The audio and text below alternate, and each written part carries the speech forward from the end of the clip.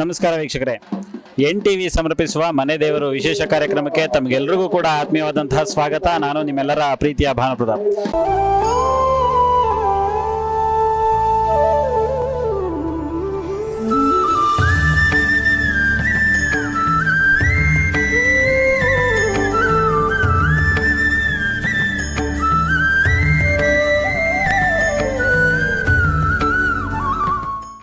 ವೀಕ್ಷಕರೇ, ನಾವು ಇಂದಿನ ಸಂಚಿಕೆಯಲ್ಲಿ ಗಾಣದಾಳು ಗ್ರಾಮದಲ್ಲಿ ನೆಲೆಸಿರುವಂತಹ ಶ್ರೀ ಮಲೆಮಹದೇಶ್ವರ ಸ್ವಾಮಿಯ ಜಾತ್ರಾ ಮಹೋತ್ಸವದ ಒಂದು ವಿಶೇಷತೆಯನ್ನ ತಿಳಿದುಕೊಳ್ಳೋಣ. ಕೂಲಂಕುಷವಾಗಿ ಹೇಗೆ ಇಲ್ಲಿ ದೇವಸ್ಥಾನ ಪ್ರಾರಂಭವಾಯಿತು ಹಾಗೂ ದೇವರು ಹೇಗೆ ಇಲ್ಲಿ ನೆಲೆಸಿದ್ರು ಅಂತ ನಾವು ತಿಳಿದುಕೊಂಡಂತೆಯೇ ಈ ಸ್ಥಳ ಕಂಪ್ಲೀಟ್ ಆಗಿ ಪೂರ್ಣವಾಗಿ ಗೊಬ್ಳಿ ಮುಳ್ಳಿಂದ ತುಂಬಿಕೊಂಡಿತ್ತು. ಈ ಒಂದು ಸ್ಥಳದಲ್ಲಿ ಏನೂ ಸಹ ಇರಲಿಲ್ಲ. ಕಳೆದ ಒಂದು 6-7 ವರ್ಷಗಳ ಹಿಂದೆ ಏನೂ ಇರಲಿಲ್ಲ. ಕಂಪ್ಲೀಟ್ ಆಗಿ ಈ ಒಂದು ಸ್ಥಳದಲ್ಲಿ ಗಂಡು ಗೊಬ್ಳಿ ಮರ ಅಂತ ಹೇಳ್ತಾರಲ್ಲ, ಆ ಒಂದು ಗಂಡು ಗೊಬ್ಳಿ ಕಂಪ್ಲೀಟ್ ಆಗಿ ಆವರಿಸ್ಕೊಂಡಿತ್ತು. ಆದರೆ ಈ ಒಂದು ಸ್ಥಳದಲ್ಲಿ ಪೂಜೆ ಮಾಡುವಂತಹ ಗುಡ್ಡಪ್ಪ ಅವ್ರಿಗೆ ಕಳೆದ 30 ವರ್ಷಗಳ ಹಿಂದೆ ದೀಕ್ಷೆಯನ್ನ ಆಗಿತ್ತು. ಆ ದೀಕ್ಷೆಯನ್ನ ಆದಂತಹ ಸಂದರ್ಭದಲ್ಲಿ ಅವರು ಮಲೆಮಹದೇಶ್ವರ ಸ್ವಾಮಿಯನ್ನ ಮನೆಯಲ್ಲೇ ಇಟ್ಕೊಂಡು ಪೂಜೆಯನ್ನ ಮಾಡ್ತಾ ಇದ್ರು. ಆ ಮನೆಯಲ್ಲೇ ಇಟ್ಕೊಂಡು ಪೂಜೆ ಮಾಡ್ತಾ ಇದ್ದಂತಹ ಸಂದರ್ಭದಲ್ಲಿ ಅವರಿಗೆ ಆ ದೀಕ್ಷೆ ಆದಂತಹ ಮೂಲ ಸ್ಥಳ ಅಂದ್ರೆ ಮಲೆಮಹದೇಶ್ವರನ ಮೂಲ ಸ್ಥಳದಲ್ಲಿ ನಮ್ಮ ಗ್ರಾಮದ ಸುತ್ತಮುತ್ತಲಿನ ಸ್ಥಳದಲ್ಲಿ ಒಂದು ಕಡೆಯಲ್ಲಿ ಹುತ್ತ ಕಾಣಿಸ್ಕೊಳ್ಳುತ್ತೆ. ಅದು ಗೊಬ್ಳಿ ಮರಗಳ ಮಧ್ಯೆ ಇರುತ್ತೆ ಅಂತ ತಿಳಿಸಿದ್ರು. ಅದೇ ರೀತಿಯಲ್ಲಿ ಅವರು ಆ ಗೊಬ್ಳಿ ಮರಗಳ ಮಧ್ಯದಲ್ಲಿದ್ದಂತಹ ಹುತ್ತವನ್ನ ಕಂಡು ಆ ಹುತ್ತಕ್ಕೆ ಪೂಜೆಯನ್ನ ಸಲ್ಲಿಸಿದ್ರು. ಆ ಹುತ್ತ ಇದ್ದಂತಹ ಮೂಲ ಸ್ಥಳದ ಮೇಲೇನೆ ಈ ಇಂದು ದೇವರ ವಿಗ್ರಹವನ್ನ ಪ್ರತಿಷ್ಠಾಪನೆ ಮಾಡಿರುವಂತದ್ದನ್ನು ಕೂಡ ನಾವು ನೋಡಬಹುದಾಗಿದೆ ವೀಕ್ಷಕರೇ. ಇನ್ನು ಹಲವಾರು ವಿಶೇಷತೆಗಳನ್ನ ಈ ದೇವಾಲಯ ಒಳಗೊಂಡಿದೆ. ಆ ಎಲ್ಲಾ ವಿಶೇಷತೆಗಳನ್ನ ನೋಡ್ತಾ ಹೋಗೋಣ ಬನ್ನಿ.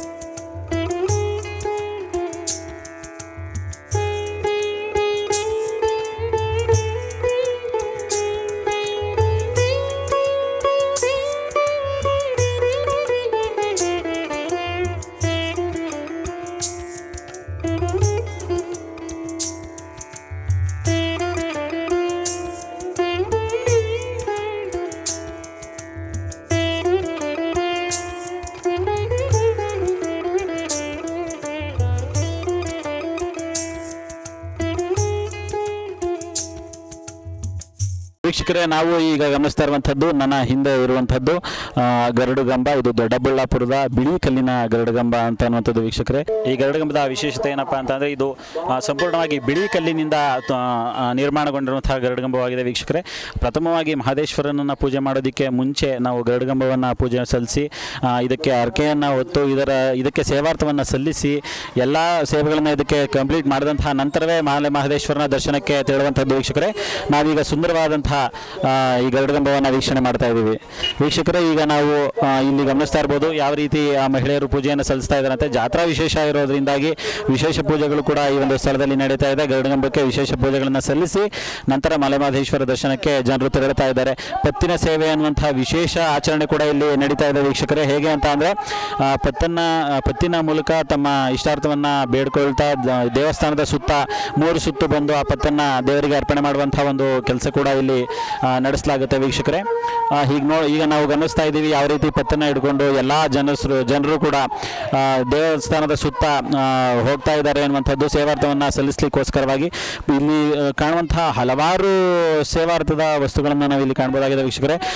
ಜನರು ತಮ್ಮ ಬೇಡಿಕೆಗಳನ್ನು ಈಡೇರಿಸಿದಂತಹ ಮಲೆಮಹದೇಶ್ವರನ ಸನ್ನಿಧಾನಕ್ಕೋಸ್ಕರವಾಗಿ ಯಾವ ರೀತಿಯ ಸೇವೆಯನ್ನು ಸಲ್ಲಿಸಬೇಕು ಅಂತ ತಿಳಿದುಕೊಂಡು ಬಂದು ಈ ಒಂದು ಗರುಡಗಂಬ ಎಲ್ಲವನ್ನು ಕೂಡ ಇಲ್ಲಿ ಸೇವಾರ್ಥವಾಗಿ ಸಲ್ಲಿಸಿದ್ದಾರೆ ವೀಕ್ಷಕರೇ. ನಾವು ಈಗ ಒಬ್ಬ ಸಂತಾನ ಪ್ರಾಪ್ತಿಗೋಸ್ಕರವಾಗಿ ಮಲೆಮಹದೇಶ್ವರನನ್ನು ಪೂಜೆ ಮಾಡಿ ಅದರಿಂದ ಒಬ್ಬರು ದಾನಿಗಳು ಕಾಣಿಕೆ ಅರ್ಪಿಸುವಂತಹ ಗಂಟೆಯನ್ನು ನಾನೀಗ ತೋರಿಸ್ತೀನಿ, ಬನ್ನಿ ವೀಕ್ಷಕರೇ. ಭಕ್ತಾದಿಗಳು ತಮ್ಮ ಒಂದು ಇಷ್ಟಾರ್ಥ ಸಿದ್ಧಿ ಪಡೆದುಕೊಳ್ಳೋಕ್ಕೋಸ್ಕರವಾಗಿ, ಸಂತಾನ ಫಲ ಪಡೆದುಕೊಳ್ಳೋಕ್ಕೋಸ್ಕರವಾಗಿ ಹರಕೆಯನ್ನು ಹೊತ್ತಿದ್ರು. ಆ ಹರಕೆ ಕಂಪ್ಲೀಟ್ ಆದ ನಂತರ ಈ ದೇವಾಲಯಕ್ಕೆ ಈ ಒಂದು ದೊಡ್ಡ ಗಂಟೆಯನ್ನು ತಂದು ಕಾಣಿಕೆಯಾಗಿ ಅರ್ಪಣೆಯನ್ನು ಮಾಡಿರುವಂಥದ್ದು. ಇದು ಒಂದು ಸಾರಿ ತನ್ನ ಝೇಂಕಾರವನ್ನು ಹಾಕಿದ್ರೆ ಸುತ್ತಮುತ್ತಲ ಎಲ್ಲ ಗ್ರಾಮಗಳಿಗೂ ಕೂಡ ಅದರ ಒಂದು ಶಬ್ದ ಅತ್ಯುತ್ತಮವಾಗಿ ಕೇಳಿಸುತ್ತೆ ಅನ್ನುವಂಥದ್ದು ಇಲ್ಲಿನ ವಾಡಿಕೆ ವೀಕ್ಷಕರೇ. ಭಕ್ತಾದಿಗಳು ಹಾಗೂ ಗ್ರಾಮಸ್ಥರು ಎರಡೂ ಆದಂತಹ GC ಸ್ವಾಮಿರವರು ನಮ್ಮ ಜೊತೆಗಿದ್ದಾರೆ. ಅವರು ಈ ದೇವಸ್ಥಾನದ ಕೆಲವು ಅನುಭವಗಳನ್ನು ಹಂಚಿಕೊಳ್ಳಿಕ್ಕೆ ಬಯಸ್ತಾರೆ. ಅವ್ರನ್ನ ಮಾತಾಡ್ಸೋಣ ಬನ್ನಿ. ನಮಸ್ಕಾರ, ನಾನು ಸ್ವಾಮಿ ಗಾಂಧಾಳಿಂದ ಮಾತಾಡ್ತಾ ಇರೋದು. ಈ ದೇವಸ್ಥಾನ ಪ್ರಾರಂಭ ಆಗಿ ಒಂದು 5 ವರ್ಷ ಆಯಿತು. 5 ವರ್ಷದಲ್ಲಿ ಈ ಮಹೇಶ್ ಅವರು ಭಾಳ ದಿನಗಳಿಂದ ಬಂದಿದ್ದರು, ಒಳನಲ್ಲಿದ್ದರು. ಆನಂತರ ಇಲ್ಲಿಗೆ ಬಂದರು. ಇಲ್ಲಿಗೆ ಬಂದು ಈ ಒಂದು ಜಾಗ ಖಾಲಿ ಇತ್ತಲ್ಲ ನೋಡಿ ಅವ್ರಿಗೇನೋ ಇದಕ್ಕಿದ್ದಂಗೆ ಸುಮಾರು ದಿನಗಳ ಕಾಲ ವ್ಯತ್ಯಾಸ ಆಗಿ ನಾನು ಒಂದು ದೇವಸ್ಥಾನವನ್ನು ಮಾಡಬೇಕು ಅನ್ನೋಂಥದ್ದು ಅವ್ರ ಮನಸ್ಸಲ್ಲಿ ಬಂದು ಈ ದೇವಸ್ಥಾನವನ್ನು ಪ್ರಾರಂಭ ಮಾಡಿದ್ರು. ಪ್ರಾರಂಭ ಮಾಡಿ ಕೊನೆಗೆ ಭಕ್ತಾದಿಗಳು ಒಂದಷ್ಟು ದೇಣಿಗೆ ನೀಡಿ ಇದೊಂದು ದೇವಸ್ಥಾನವನ್ನು ಸಣ್ಣ ಪ್ರಮಾಣದಲ್ಲಿ ಶುರು ಮಾಡಿದದ್ದು ಇವತ್ತು ಈ ಮಟ್ಟಕ್ಕೆ ಬಂದು ನಿಂತಿದೆ. ಎಲ್ಲರೂ ಈ ಒಂದು ಸಹಕಾರ ಕೊಟ್ಟೋದ್ರಿಂದ, ಗಾಂಧಾಳ ಗ್ರಾಮಸ್ಥರು ಮತ್ತು BC ಫಾರಂ ಗ್ರಾಮಸ್ಥರೆಲ್ಲರೂ ಸಹಕಾರ ಕೊಟ್ಟೋದ್ರಿಂದ ಇದೊಂದು ದೇವಸ್ಥಾನ ಅಚ್ಚುಕಟ್ಟಾಗಿ ನೆರವೇರಿತು. ಇವತ್ತು ಕಾರ್ತಿಕ್ ಮಾಸದಲ್ಲಿ ಇವತ್ತು ನಮ್ಮ ಜನ ಹುಲಿಕೆರೆ ಜಾತ್ರೆಗೆ ಹೋಗ್ತಾಯಿದ್ರು. ಸಾಮಾನ್ಯವಾಗಿ ಹುಲಿಕೆರೆ ಜಾತ್ರೆಗೆ ಹೋಗ್ತಾ ಇದ್ದವರು ಈಗ ಇದೊಂದು ಮಹದೇಶ್ವರ ದೇವಸ್ಥಾನ ಇಲ್ಲೇ ಆದ್ರಿಂದ ಎಲ್ಲರೂ ಬಂದು ಇಲ್ಲೇ ಪಂಜನ ಸೇವೆಯನ್ನು ಕೂಡ ಮಾಡಿ ಪ್ರದಕ್ಷಿಣೆ ಬಂದು ಒಂದು ರಥಯಾತ್ರೆ ಕೂಡ ನಡೀತದೆ. ಇಲ್ಲಿ ರಥೋತ್ಸವ ಕೂಡ ಪಾಲ್ಗೊಳ್ತಾರೆ. ಹಾಗಾಗಿ ಇದು 5ನೇ ವರ್ಷ ಪ್ರಾರಂಭ ಆಗಿದೆ ಈ ರಥೋತ್ಸವ. ವೀಕ್ಷಕರೇ, ಪತ್ತಿನ ಸೇವೆ ಇಲ್ಲಿ ಸಲ್ಲಿಸ್ತಿರುವಂಥದ್ದನ್ನು ನಾವು ಗಮನಿಸ್ತಾ ಇದ್ದೀವಿ. ಎಲ್ಲ ಭಕ್ತಾದಿಗಳು ಕೂಡ ತಮ್ಮ ವಿಶೇಷ ಪೂಜೆಯನ್ನು ಸಲ್ಲಿಸುವುದಕ್ಕೋಸ್ಕರವಾಗಿ ಪತ್ತಿನ ಸೇವೆಯನ್ನು ಈ ಒಂದು ದೇವಾಲಯಕ್ಕೆ ಅರ್ಪಣೆಯನ್ನು ಮಾಡ್ತಾರೆ. ಈ ದೇವಸ್ಥಾನದ ಸುತ್ತ 3 ಸುತ್ತುಗಳನ್ನು ಸುತ್ತಿ ತಮ್ಮ ಒಂದು ವಿಶೇಷವಾದಂಥ ಭಕ್ತಿಯನ್ನು ಮಲೆಮಹದೇಶ್ವರ ಸ್ವಾಮಿಗೆ ತಾವೆಲ್ಲರೂ ಕೂಡ ತೋರಿಸ್ತಾರೆ ಅನ್ನುವಂಥದ್ದನ್ನು ಇಲ್ಲಿ ನಾವು ಗಮನಿಸ್ತಾ ಇದ್ದೀವಿ ವೀಕ್ಷಕರೇ.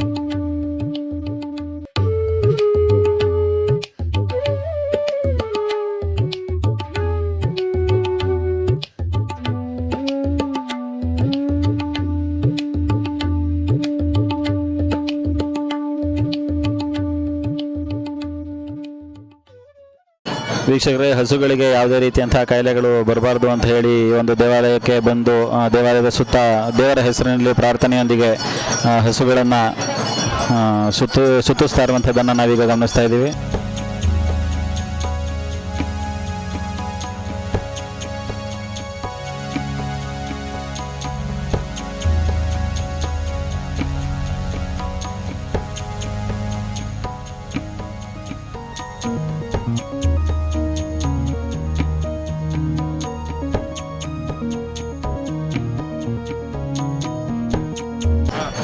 ವೀಕ್ಷಕರೇ, ಈ ದೇವಾಲಯಕ್ಕೆ ಬಂದಿರುವಂತಹ ಭಕ್ತಾದಿಗಳನ್ನು ನಾವೀಗ ಮಾತಾಡ್ಸೋಣ. ಯಾವ ರೀತಿ ಈ ಒಂದು ದೇವಸ್ಥಾನದಲ್ಲಿ ಹರಕೆ ಕಾರ್ಪಣ್ಯಗಳು ನಡೆಯುತ್ತೆ ಅನ್ನುವಂಥದ್ದು, ಪೂಜಾ ಕಾರ್ಯಗಳು ಯಾವ ರೀತಿ ನಡೆಯುತ್ತೆ ಅನ್ನುವಂಥದ್ದನ್ನು ಅವರನ್ನೇ ಕೇಳಿ ತಿಳ್ಕೊಳ್ಳೋಣ.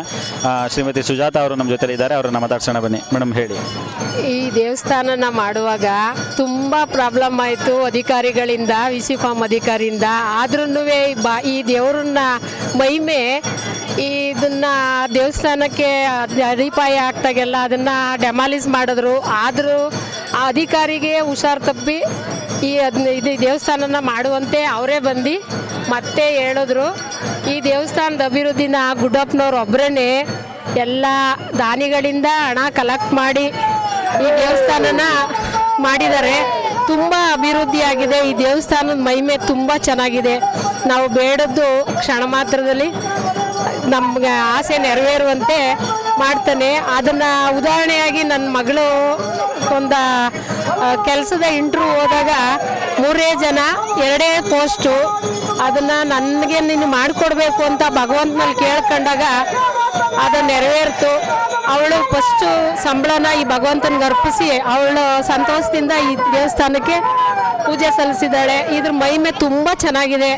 ಎಲ್ಲ ಭಕ್ತಾದಿಗಳು ಬಂದು ಈ ದೇವಸ್ಥಾನದಲ್ಲಿ ತಮ್ಮನ್ನ ಸೇವೆನ ಅರ್ಪಿಸ್ಕೋಬೇಕು ಅಂತ ನಾನು ಕೇಳ್ತೀನಿ.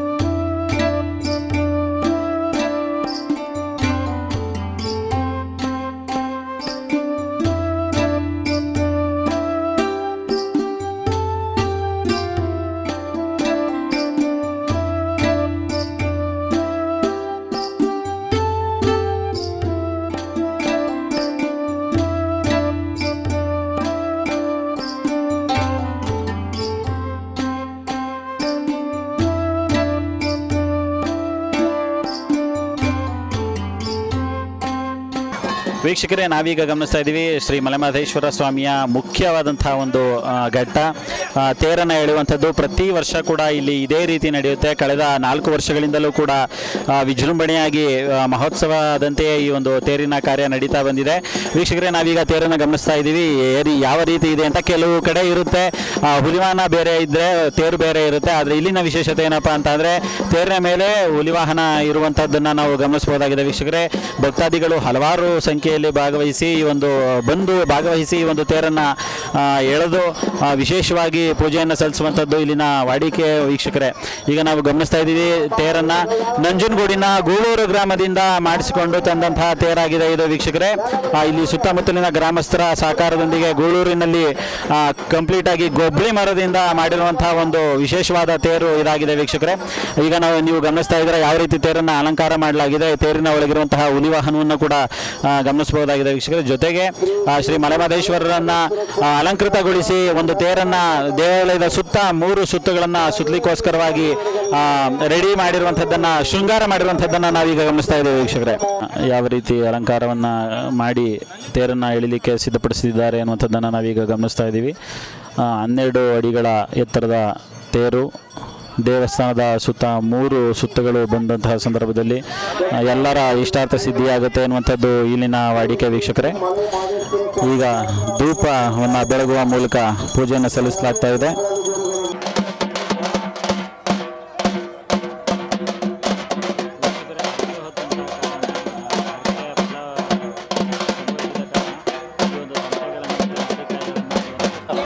ವೀಕ್ಷಕರೇ, ತೇರು ಸೇವೆ 3 ಸುತ್ತು ಸುತ್ತಾದ ನಂತರ ಇಲ್ಲಿನ ಪೂಜಾರಪ್ಪರವರು ಅಂದರೆ ಗುಡ್ಡಪ್ಪರವರು ವಾಪಸ್ ನಡೆದುಕೊಂಡು ಗರ್ಭಗುಡಿ ಒಳಗೆ ಪ್ರವೇಶವನ್ನು ಪಡೆದುಕೊಳ್ಳಿಕ್ಕೆ ಹೋಗ್ತಾರಂತಹ ದೃಶ್ಯವನ್ನು ನಾವೀಗ ಗಮನಿಸ್ತಾ ಇದ್ದೀವಿ. ಅವರ ಮೇಲೆ ಮೈದುಂಬಿದಂತಹ ಮಹದೇಶ್ವರ ಎಲ್ಲರಿಗೂ ಕೂಡ ಸತ್ಯವನ್ನೇ ನುಡಿದು ಸತ್ಯದಿಂದಲೇ ಇರಬೇಕೆನ್ನುವಂತಹ ಒಂದು ಸಂದೇಶವನ್ನು ಸಮಾಜಕ್ಕೆ ನೀಡ್ತಾ ಇದ್ದಾರೆ. ವೀಕ್ಷಕರೇ, ಈ ಒಂದು ಸ್ಥಳದಲ್ಲಿ ಈ ರೀತಿ ಇರುವಂಥದ್ದು ಬಹಳ ಒಂದು ಖುಷಿಕರ ವಿಚಾರ ಅಂತಲೇ ಹೇಳ್ಬೋದು. ಸುತ್ತಮುತ್ತಲಿನ ಗ್ರಾಮಸ್ಥರೆಲ್ಲರೂ ಕೂಡ ಭಕ್ತಿಯಿಂದ ಈ ಒಂದು ಸ್ಥಳಕ್ಕೆ ಆಗಮಿಸಿ ಮಹದೇಶ್ವರನನ್ನು ಭಕ್ತಿಯಿಂದ ಪೂಜಿಸುವಂಥದ್ದನ್ನು ನಾವು ಇಲ್ಲಿ ಕಾಣಬಹುದಾಗಿದೆ. ವೀಕ್ಷಕರೇ, ಸೇವಾರ್ಥದ ಫಲವಾಗಿ ಇಲ್ಲಿ ತಮಟೆಗಳನ್ನು ನೀಡಲಾಗಿದೆ. ಆ ತಮಟೆಗಳನ್ನು ಕೂಡ ಈ ಒಂದು ಸ್ಥಳದಲ್ಲಿ ಬಳಸಲಾಗುತ್ತೆ. ವೀಕ್ಷಕರೇ, ಈಗ ಮಲೆಮಹದೇಶ್ವರನ ಗುಡ್ಡಪ್ಪರವರು ದೀಕ್ಷೆಯನ್ನು ಪಡೆದುಕೊಂಡಿರುವಂತಹ ಗುಡ್ಡಪ್ಪರವರು ದೇವಾಲಯದ ಸುತ್ತ ಪ್ರದಕ್ಷಿಣೆ ಬರ್ತಾ ಇರುವಂಥದ್ದನ್ನು ನಾವೀಗ ಗಮನಿಸ್ತಾ ಇದ್ದೀವಿ.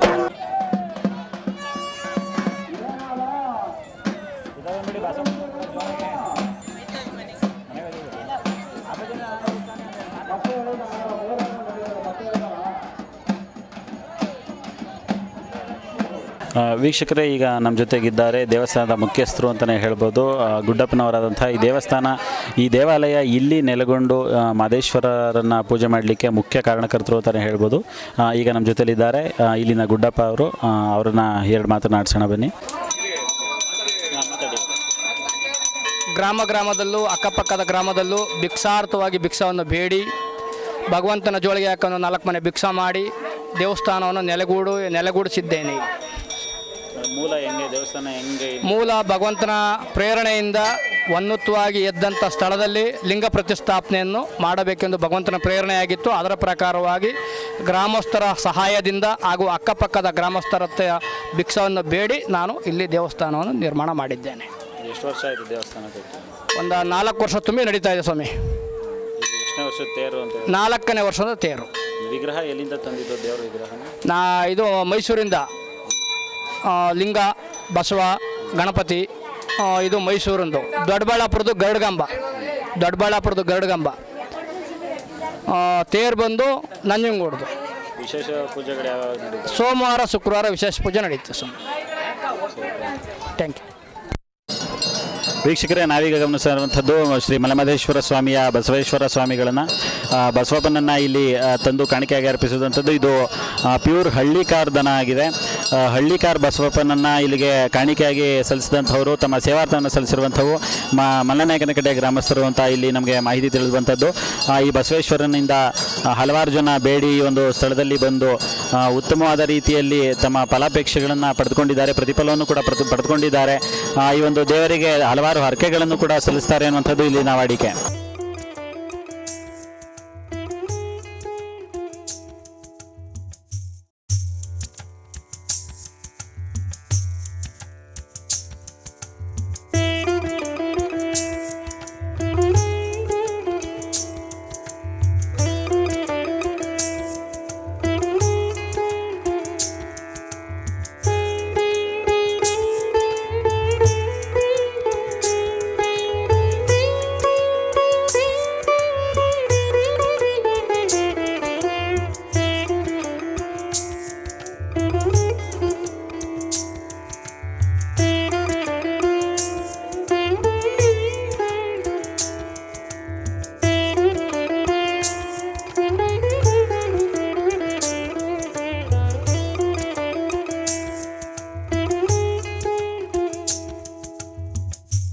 ವೀಕ್ಷಕರೇ, ಇವತ್ತಿನ ಸಂಚಿಕೆಯಲ್ಲಿ ನಾವು ತಿಳಿದುಕೊಂಡಂಥದ್ದು ಶ್ರೀ ಮಲೆಮಹದೇಶ್ವರ ಸ್ವಾಮಿಗಳು ಯಾವ ರೀತಿ ಒಂದು ಸ್ಥಳದಲ್ಲಿ ಬಂದು ನೆಲೆಸಿದ್ರು, ಮಾಳವಾಗಿದ್ದಂಥ ಒಂದು ಜಾಗ ಯಾವ ರೀತಿ ಪ್ರಸಿದ್ಧಿ ಹೊಂದಿ 5 ವರ್ಷಗಳಲ್ಲೇ ತೇರಿನ ಒಂದು ಸೇವೆ ಕೂಡ ಸಲ್ಲಿಸುವಂತಹ ಒಂದು ಸಂದರ್ಭ ಈ ರೀತಿ ಬಂದಿರೋದು ದೇವರ ಒಂದು ಅನುಗ್ರಹವೇ ಸರಿ ಅಂತ ನಾವೆಲ್ಲರೂ ಕೂಡ ಭಾವನೆಯನ್ನು ಇಟ್ಕೊಳ್ಬಹುದು.